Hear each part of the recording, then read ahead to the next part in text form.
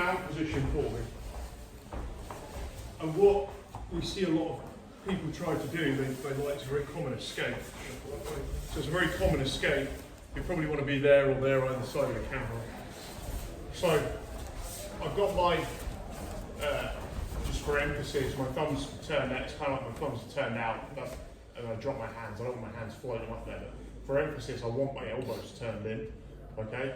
And so we see this sort of escape where people will try and they'll try and open mat up a bit. Go chest to chest for me. Yeah. So if he's chest to chest, you see this escape of people trying to get on their side. So we talk about forming the pyramid and we get to here. And what I want to do is, I want just to have a play. So I'm on my side and they try and do various different types of scoop, where they try and scoop the leg. Okay? And people they generally just kind of scoop, and they don't think about how their foot needs to really be. Like where does the tension need to be? Should I be, for example, pointing my toes here, or should I be retracting?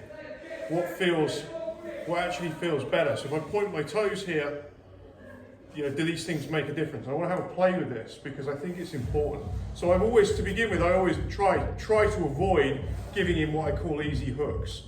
So if there's a big space in my legs, there's an obvious thing here Matt does is just puts a sprawl in, hooking with this leg and stepping up with this one. Yeah. And this can kill an early attempt because he starts to get basically doing it. He gets the sprawl in. So this effectively, he has pretty good inside control here. He's not inside my legs, but he's on the hip.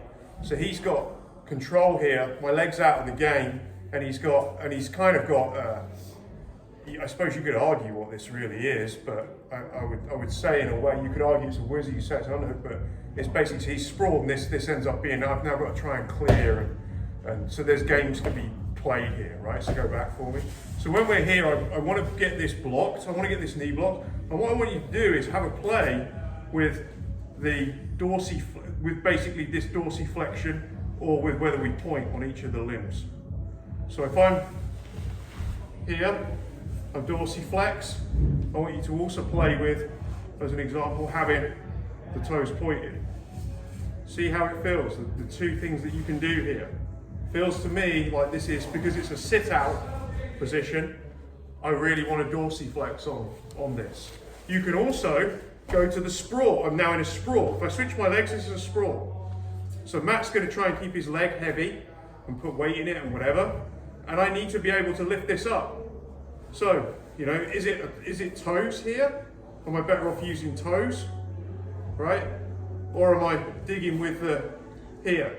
But playing with tensions here, how I place tension, I think is important. And I think it's almost better that you have the extremes of the foot positions than your foot is floppy. You really want to be playing around with using these tools as like, do I want a dorsiflex?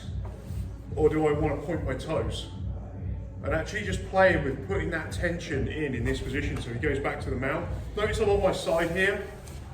Most important thing is I'm on my side. I'm not trying to do this from here. I can't do any of that from there, even if I got his leg.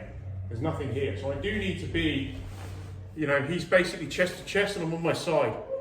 And so I'm playing with these ideas. I'm playing with, getting my spine locked, sit out position, and keeping this tense, because that's what I think it needs to be. This is almost always going to be a dorsiflex. Yeah, this is almost, do it again, go over. When I'm here, is it a dorsiflex or is it toes? Yeah, have a play. It might be we dig, and then we go here, or we lever it. That's what I think it is. But let's have a play with putting that tension in our feet, just with a partner, just like that. He's not really, the only real pressure he's putting for now is he's putting bit of weight in that foot.